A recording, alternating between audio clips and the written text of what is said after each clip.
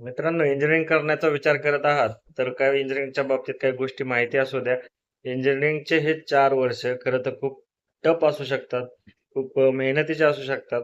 4 वर्षात 40 सब्जेक्ट्स, त्याच्यानंतर practical, viva अशा खूप साऱ्या गोष्टी तुम्हाला ज्याला फेस करावं लागतं. त्याचबरोबर टेन्शन, स्ट्रेस हेच तुमची पाठ सोडत नाही. त्याचबरोबर होणारा खर्च आणि त्याचं आउटपुट म्हणजे प्लेसमेंट या सगळ्याचा ताणतणाव सहन करत आपल्याला 4 वर्ष इंजिनिअरिंगची काढावी लागतात. त्यामुळे इंजिनिअरिंग दिसायला किंवा निवडायला सोपी वाटत असली, तर त्याच्या मागचं कष्ट आणि त्याच्या मागची मेहनत ही माहिती असू द्या.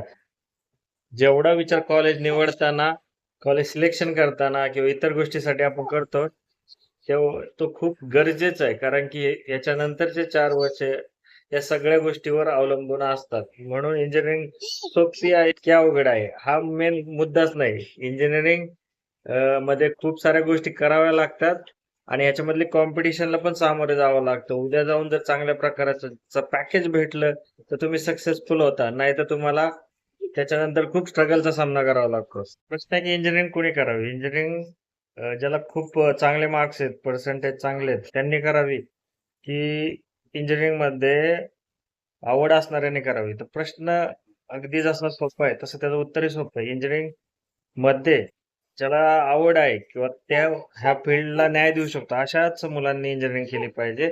त्याचबरोबर प्रत्येक गोष्ट समजून-उमजून घेऊन त्याच्या रिलेटेड कारण की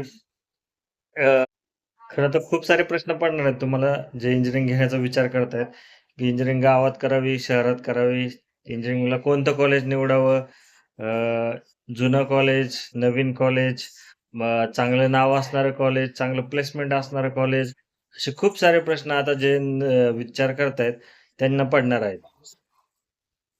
तर ह्या प्रश्नाची उत्तरं तुम्हाला माझ्या चॅनलवरच्या व्हिडिओमध्ये नक्की मिळतील. त्याच्यामुळे आणि इंजिनिअरिंग रिलेटेड सगळ्या प्रश्नाची उत्तरं तुम्हाला माझ्या चॅनलवर मिळतील.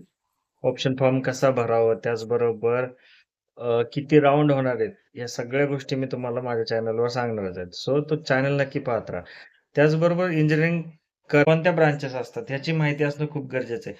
विशेषतः पालक आणि विद्यार्थी या दोन्हींनी ह्याबद्दलची माहिती आत्ताच घेणं सध्या सीईटीच्या एक्झाम चालू आहेत. तर सीईटीवर फोकस करणं गरजेचं खूप आहे. कारण की सीईटी हा एकमेव मार्ग आहे, ज्याच्यामुळे तुम्हाला चांगलं कॉलेज मिळण्याचा आणि आजकालचे जे रिसेंट ट्रेंड्स आहेत, आता कोणत्या ब्रांचला स्कोप चालू आहे, एआय आल्यामुळे किती जॉब वाढलेत, कमी झाले, ह्या गोष्टी समजून घ्या. खूप सारे आस्पेक्ट आहेत, ते लक्षात घेणं खूप गरजेचं आहे.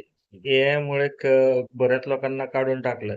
कशामुळे काढून टाकलं? नक्की आता जे नवीन-नवीन तंत्रज्ञान येतंय, ChatGPTचा वापर होतोय किंवा भरपूर साऱ्या गोष्टी ज्या नवीन विद्यार्थी शिकत आहेत, ह्या सगळ्यांचा नक्की संबंध कसा आहे?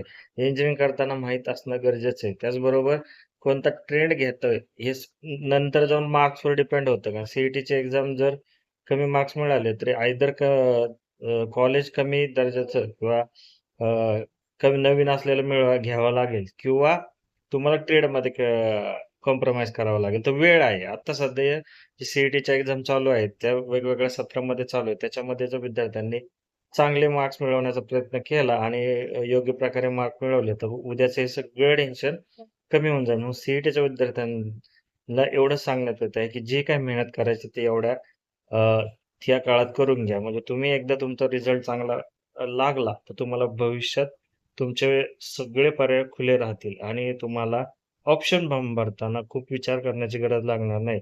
सो चांगल्यातलं चांगलं कॉलेज मिळवणं तेवढंच उपयोगाचं असणार आहे. कारण की त्याच्यातच तुमचं प्लेसमेंट आणि फ्युचर डिपेंडंट असणार आहे. सो विद्यार्थी मित्रांनो, सीईटीच्या एक्झामसाठी सर्वांना शुभेच्छा. सीईटीची तयारी कशी करायची हे तुम्ही वेगवेगळ्या माध्यमातून पाहत असालच. पण सीईटीची तयारी केल्यानंतर त्याचा नंतरचा टप्पा खूप महत्त्वाचा राहणार आहे. म्हणून त्यावेळेस आमचं चॅनल तुमच्यासाठी अवेलेबल असणारच आहे. पण सध्या तरी फोकस आपला सीईटीच्या एक्झामवर ठेवा. सीईटीची एक्झाम चांगल्या मार्काने पास व्हा. नंतर तुम्हाला इंजिनिअरिंगचं करिअर चांगलं बनवण्यास नक्की मदत मिळेल. धन्यवाद. व्हिडिओ आवडल्यास लाईक नक्की करा, शेअर करा, सबस्क्राईब करा. धन्यवाद.